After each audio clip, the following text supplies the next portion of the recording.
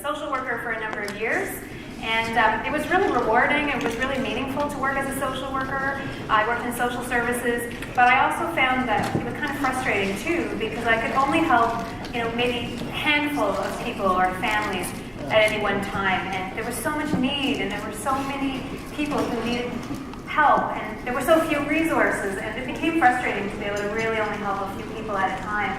And around the time when I was starting to get sort of a 7-8 year itch as a social worker, I went to visit a friend of mine, herself a survivor of domestic violence, and a really brave, wise woman who decided to leave her partner when her children were young and move on to a new life.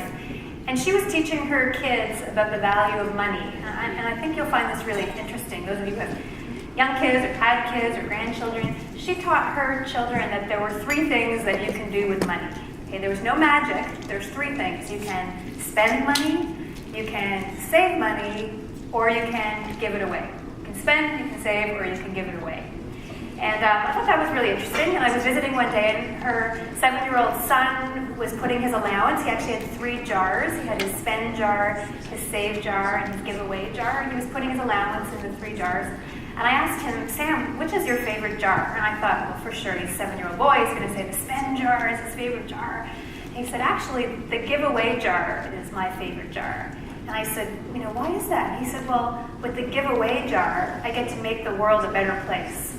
And I thought, wow, a 7-year-old is saying he gets to make the world a better place by giving money away to his favorite charities. And really, literally, the penny dropped for me. And I thought, that's what I should be doing. I should be helping people like this little kid who was really generous and wanted to make the world a better place, matching people like that with people like my co-workers, social workers and child and youth workers who also wanted to make the world a better place. And so I kind of moved into fundraising, and it's been very rewarding, and I've been in this field for about 12 years. Now, why was I attracted to the Royal LePage Shelter Foundation, you might ask, because I was working a job. I wasn't really looking for a new job. The reason I was so attracted to the opportunity was really because of people like you, and I don't say that lightly. It's people who are climbing mountains and doing walkathons, and I heard about the amazing National Garage Sale for Shelter, and people like you who are giving regular donations based on your commissions, and just this huge group of supporters behind the Royal LePage Shelter Foundation was really motivating for me. And also, the issue of domestic violence, family violence, is so incredibly important in Canada. You'll see a few stats I'm going to mention in a minute or two. And for Royal LePage as a company, and for all of you to get behind that and to say, I want to raise money, I want to build awareness, really, really courageous. And I just want to say thank you before I do anything for everything that you do in support of the Royal LePage Shelter Foundation and the women and children across Canada who are benefiting from everything you do. So thank you. That's why I'm here. It's because of you. So I will move on now and give you a bit of an update on the Shelter Foundation. Before I do, I just wanted to point out a few stats. I got a couple of Google alerts last week that were specific to Alberta. And I'm not sure if you're aware of this, but according to Stats Canada, women in Alberta actually experience the highest rates of domestic violence in the country. This is something that you may have seen in the paper.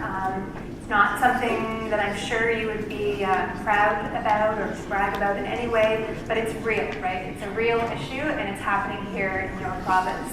In Edmonton, the police said they investigated 6,700 cases of spousal abuse last year, compared to 4,000 in 2008. Does it mean it's getting worse? Does it mean the awareness is higher? Doesn't really matter, those are real numbers. So there's 6,700 cases of women just in Edmonton alone who've experienced abuse that the police investigated. 360,000 Canadian children will witness their mother being abused or assaulted, and we know there's lasting repercussions when kids witness violence in the home. They either will grow up to be potentially an abuser themselves or a victim of domestic violence. And so we really need to work hard at stopping this cycle of violence. And lastly, 61% of adults say they personally know at least one woman who's experienced either physical, emotional, or sexual abuse. That's basically, the vast majority of us in the room know someone whose life has been personally touched by this issue. But this is really why you help, isn't it? It's not about the numbers. It's about real women, real children who are living this every day. And I'm going to tell you 2 quick stories. I've had the opportunity to visit a few shelters in the last few weeks, and it's amazing the shelter staff, like they're so cavalier about it. They just mention these things in passing, and I go home thinking, wow, how do they do this work every day? It's amazingly sad and inspiring at the same time. So I'm going to tell you 2 quick stories. I was at a shelter, both of the shelters I visited recently are a couple of the longest or oldest shelters in Canada. They're both 30 years plus in age. One of the shelters, the worker told me about a phone call she had just received from a woman who was in her mid-20s. She had been at that shelter when she was 7 years old with her mother. She has a strong recollection of the violence and the fear in the home that she was raised in. Doesn't really remember what happened at the shelter. It was, she's 7 years old at that level of maturity. She didn't really conceive of what was going on. But what she said to the shelter worker on the phone is, when we left the shelter, my mother was different. She said, I couldn't put my finger on it. All I know is that my mother was different, and because of that, she looked differently at me. That was the change. And this young woman was calling the shelter worker to say, thank you for being there for me and my mother, and this year I'll be graduating from medical school. And I would not be here today if it weren't for you. Think about the thousands of people this woman is going to touch as a doctor, the thousands of patients she's going to have over the course of her career. And she may never have been there if it weren't for the shelter who was there to help her mother and her when she was a child. So again, you don't know. You don't know what's going to happen when you support your local shelter and its Shelter Foundation. But you know that there's amazing potential that can come out of it. The second story is one that also really moved me quite a lot. There's a shelter north of Toronto that's building a second shelter. They're doing a capital campaign. They're building a second shelter because the need is great. They had a woman who recently walked in the door to make a donation, and let me tell you about this woman. When she was 75 years old, she decided to leave her husband. She had experienced over 4 decades of physical, emotional, and sexual abuse at the hand of her husband, and decided at the age of 75, that was it. Enough was enough, and she was going to leave. And the shelter was there for her. And the shelter helped her start her life again. Can you imagine doing that at 75? She started her life again. Well, she came into the shelter office last week. As I said, they're building a new shelter. She's 83 years old, and she walked in and gave them a $5,000 donation. It's basically everything she has in the bank. And she said, I want you to buy beds with this money. That's what I want. I want you to buy new beds for this shelter. And when she was asked why, she said, well, for 4 decades of marriage, every night, I slept with a man who made me afraid. And so my bed wasn't a safe place. But when I came to the shelter and I had my own bed for the first time in my adult life, it was really, really important for me. She remembers the color of the comforter. She remembers the pattern on the sheets.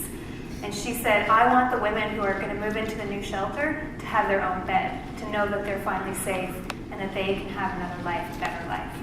So, these are women who have been touched by shelters, and there are so many stories like that, and I know everyone in this room knows that. And I just wanted to mention a few of those stories, make it really real for you to know what you're helping to achieve.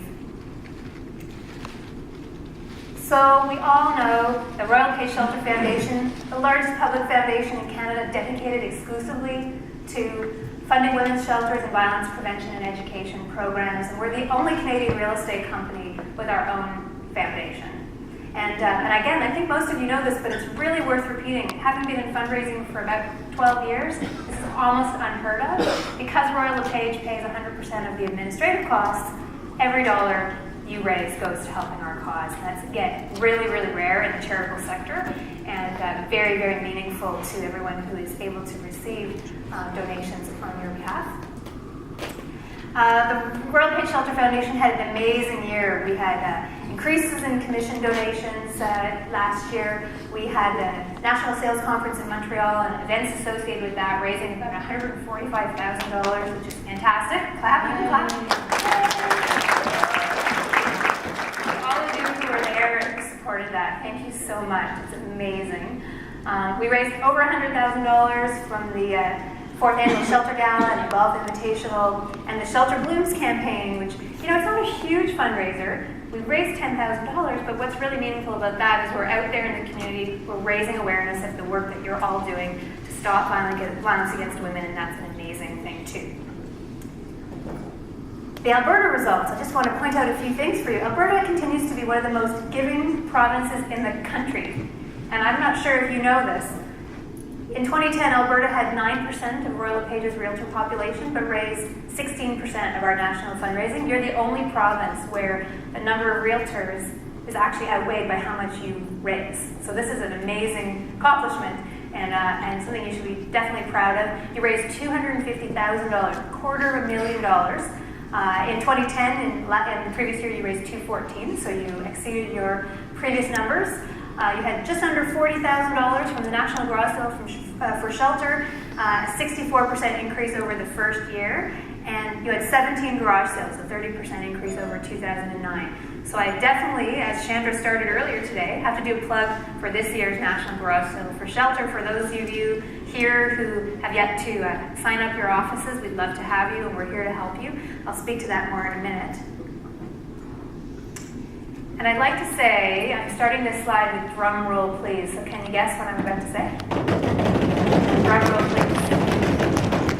Now, before I actually say this, I know there's a number of you in the room who are really savvy at social media and are big Twitter users. There's one person in particular whose name I won't mention, but his initials are Jerry Allenbach. Please do not tweet what I'm about to tell you for at least half an hour. Okay, I won't. A Twitter tweet ready to go out from the Shelter Foundation's Twitter feed. I promise. Is he promising or not promising? He promised. Somebody keep his hands away from his BlackBerry. Thank you. It's an iPhone. Or his iPhone. In 2010, the Royal LePage Shelter Foundation raised a record-breaking $1.8 million.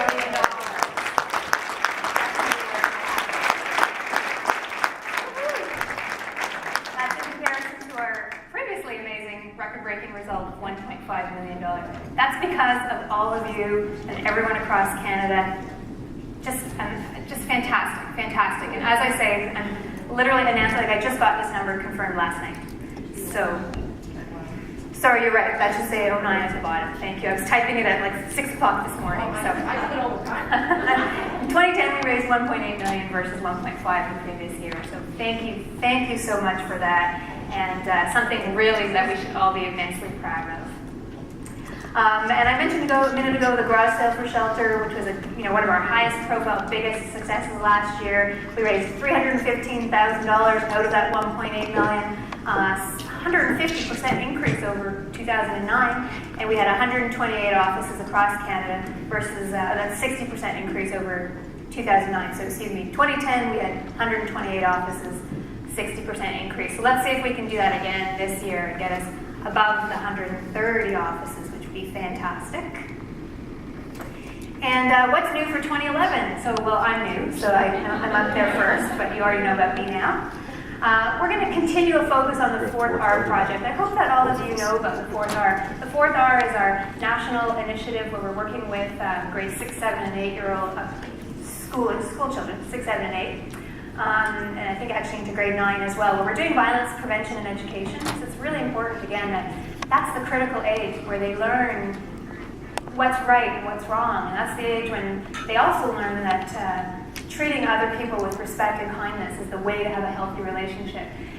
We also partner with the Canadian Women's Foundation in our national programs, and I recently had an opportunity to hear some of those results. They also partner with the 4th R and some other teen violence prevention programs, and you'll be interested to know that the programs that are geared towards relationship violence, the kinds of programs we're interested in stopping family violence, are actually having an impact in the entire school community, and in some cases the overall community of small towns or small cities. So again, the ripple effect of the kind of work that we're doing is going beyond individual relationships to entire school environments and communities. So we're going to continue with that, and if anyone's interested in getting more information about the 4th R project or the violence prevention work we're doing with Canadian Women's Foundation, talk to me about it, because it's a really great complement to the work we're doing with shelters. Shelters deal with immediate needs and the near-term needs of women and children, But the violence prevention work we're talking about is truly life-changing and can change the society as a whole for the next generation. So very, very important. Garage sale I mentioned, May 14th, 2011. And we're also focusing on encouraging our agents to donate through commission donations. It's a really easy thing to do. You donate a small amount from each deal that you complete. Some people say, well, why don't I have a shelter partner, why don't I just donate to my local shelter? And what we're doing with the Shelter Foundation is we're actually alleviating some administrative burden that shelters would have to do to write out tax receipts, to fill out forms with the government, to send thank you letters. We let them focus on helping women and children, and we take care of the tax receipting. And that's one of the key reasons why, if you're interested in supporting your local shelter, it really makes sense to do that through commission donations. I do have forms here in case anyone would like to sign up today. And lastly, I want to thank our national sponsors, TD Canada Trust and Mobile Mortgage Specialists, who are here today, Advanced Commission Company of Canada, who are here today. Thank you so much. These dedicated folks, they're our national sponsors, and they're going to continue to help us grow and build awareness of the cause. And of course, we have our amazing partnership with Atlas Canada, who help with in-kind moving and transportation, particularly around the garage sale. And they've been really instrumental in helping us to have the kind of results that we've had. I also want to thank the Alberta reps for the Agents of Change Committee. If you're not aware of what this is, it's a group across Canada who are really supportive of the Shelter Foundation and who provide their great insights and guidance on things that we can do better and ways to help you fundraise. So we have, I think, I know that Darlis is here. Is Jolene here? Jolene is here, yes. Where did she go? She left the room. She's here as well. And our city reps, our shelter reps, in every city we have individuals also who are helping out by providing their feedback and their great ideas. Kathy Jones, Beverly Corbet, and Julio Flores, who are our city reps. Is everybody, they're not here either. Okay. Beth's here? Beth's here.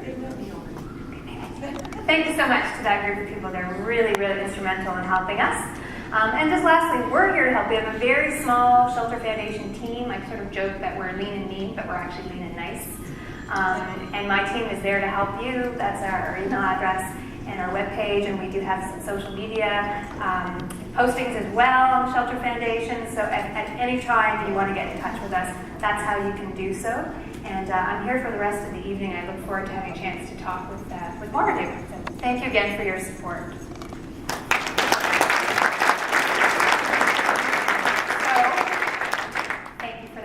We will have, let's see, I'm going to tell you, the time is exactly 3:45. 5 minutes, and Shanan and I will help over here. 5 minutes, we'll be closing the silent auction.